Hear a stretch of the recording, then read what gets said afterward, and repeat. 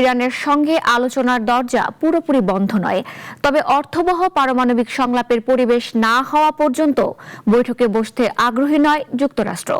President Donald Trump এবং পররাষ্ট্রমন্ত্রী Marco রুবিওর সাম্প্রতিক বক্তব্যে ওয়াশিংটনের কঠোর অবস্থান আরও স্পষ্ট হয়েছে। ইরান অর্থপূর্ণ পারমাণবিক আলোচনার জন্য প্রস্তুত না হওয়া পর্যন্ত তেহরানের সঙ্গে বৈঠকে বসতে ওয়াশিংটনের কোনো আগ্রহ নেই বলে জানিয়েছেন মার্কিন প্রেসিডেন্ট ডোনাল্ড ট্রাম্প।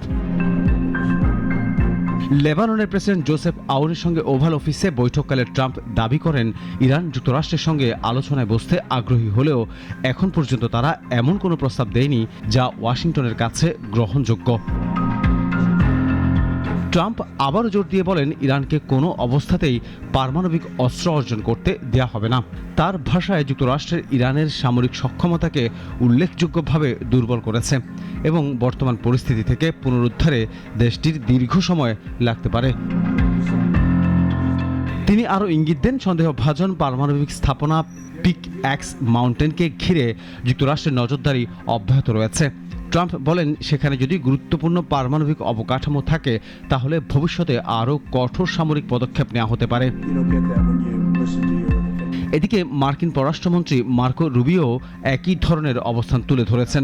ফিলিপাইনের রাজধানী ম্যানিলায় এক বৈঠকে তিনি বলেন ইরান যদি আলোচনায় আন্তরিক হয় তাহলে যুক্তরাষ্ট্র আন্তরিকভাবে আলোচনায় অংশ নেবে, তবে ইরান যদি সে পথে না হাঁটে তাহলে নিজেদের এবং মিত্রদের নিরাপত্তা নিশ্চিত করতে প্রয়োজনীয় সব পদক্ষেপ নেওয়া হবে।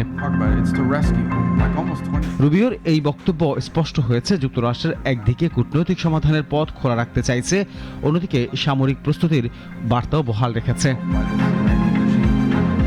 ডেস্ক রিপোর্ট, নাগরিক।